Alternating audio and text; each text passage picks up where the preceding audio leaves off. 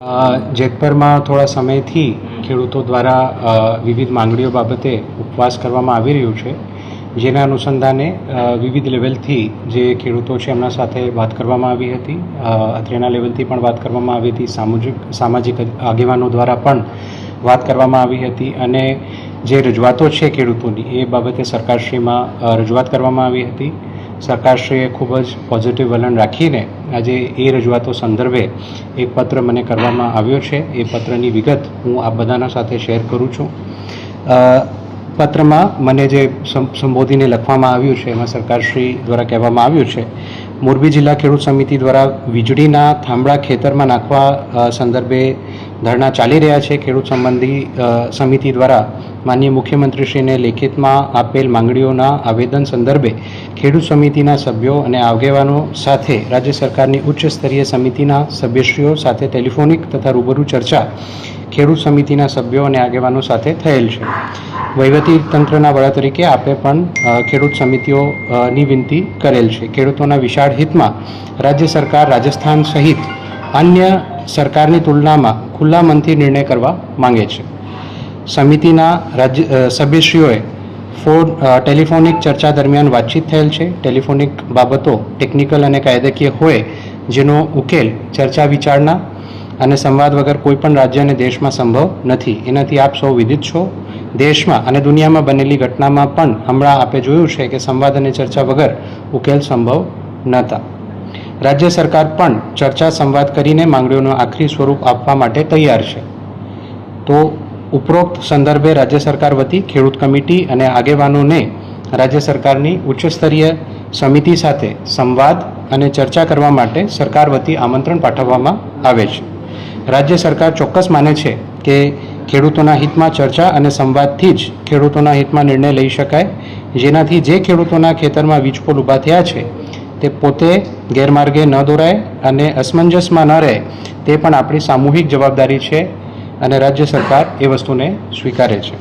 ખેડૂતોના કોઈપણ જાતનો પ્રશ્ન માટે ધરણા કે અન્ય બાબતમાં પરેશાની ન ભોગવવી પડે તે હેતુથી ખેડૂત સમિતિના સભ્યોને રાજ્ય સરકારની લાગણી અને ચર્ચા માટે બોલાવવા રાજ્ય સરકાર વતી આમંત્રણ પાઠવવા વિનંતી છે. તો આપ તમામ જે ખેડૂત મિત્રો છે એમને પણ હું રાજ્ય સરકાર શ્રી વતી આ જે આપની તમામ માંગણીઓ છે એના માટે ચર્ચા માટે આમંત્રિત કરું છું અને સરકારશ્રી આ તમામ મુદ્દાઓ બાબતે પોઝિટિવ છે એ બાબતમાં આ પત્રમાં પણ ઉલ્લેખ કર્યું છે. રાજસ્થાન સરકાર અને અન્ય સરકારોના પણ જે વિવિધ જીઆર છે આનું પણ ઉલ્લેખ સરકારશ્રીના આ પત્રમાં કરવામાં આવ્યું છે. તો સરકારશ્રી એક સ્ટેપ આગળ વધીને તમામ ખેડૂતો સાથે વાત કરવા માટે તૈયાર છે.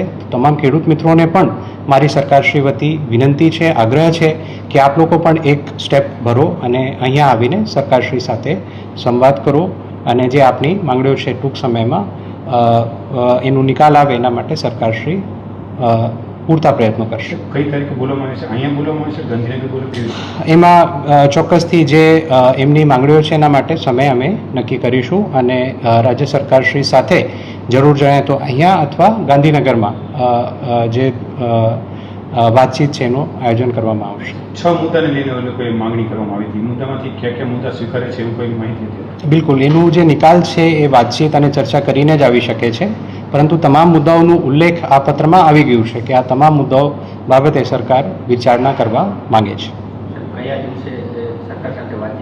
બિલકુલ, એ જે ખેડૂતો નું પણ સમય અમે જાણીશું અને સરકારશ્રીનો પણ સમય અમે જાણીશું અને જે પરસ્પર સહમતિનો સમય હોય એ સમયમાં ચર્ચા કરવા માટે સરકારશ્રી તૈયાર છે. આ માટે વહીવટી ટીમ ખેડૂતો પાસે જઈ છે, કેવી રીતે ટાઈમ માટે? બિલકુલ, જે આજે પત્ર મેં આપના સામે રજૂ કર્યું એ પત્ર અમારા પ્રતિનિધિ તરીકે એસડીએમ શ્રી મોરબી હાલ જઈને એ પત્ર તમામ ખેડૂતોને મારા વતી આપવાના છે અને એમને આમંત્રિત પણ આ જે ચર્ચા છે એને માટે કરવાના છે. કેટલા દિવસમાં નિકાલ આવી શકે?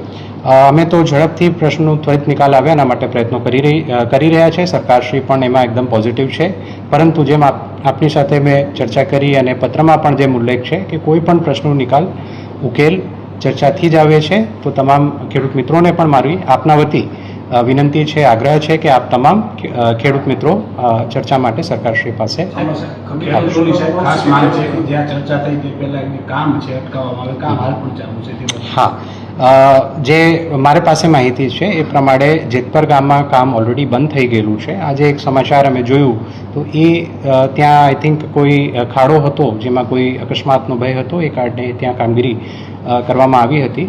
હાલ પૂરતું જેતપુર ગામમાં એ બાબતમાં કામ બંધ છે. સાહેબ, અને આ સરકાર સાથે જ્યાં સુધી વાટાઘાટો ન થાય ત્યાં સુધી ત્યાં કામ બંધ રહેશે કે કઈ રીતે? હાલના સંજોગોમાં તો કામ બંધ છે એટલું હું કહી શકું છું, પરંતુ ત્વરિત ચર્ચા થાય, ત્વરિત નિકાલ થાય અને ફરીથી બિકોઝ આ તમામ કામો જે છે એ દેશના વિકાસ માટે, ગુજરાતના વિકાસ માટે છે, એ પણ આપણે બધાએ સમજવાની જરૂર છે અને એને અટકાવવું કોઈ એનું સોલ્યુશન નથી.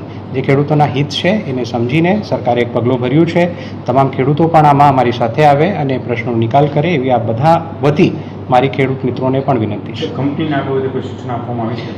જે પણ કંપની દ્વારા કાર્યવાહી કે વળતર કે તમામ વસ્તુઓ કરવામાં આવે છે, રાજ્ય સરકારશ્રીની સૂચનાઓ અને એના વિવિધ પરિપત્રો જીઆર પ્રમાણે કરવામાં આવે છે. તો જે પણ આ ચર્ચાના અંતે ફાઇનલ કરવામાં આવશે સૂચનો, એના આધારે કામ કરવા માટે કંપની પણ બંધાયેલી છે અને એ પ્રમાણે જ કામગીરી કરવામાં આવશે.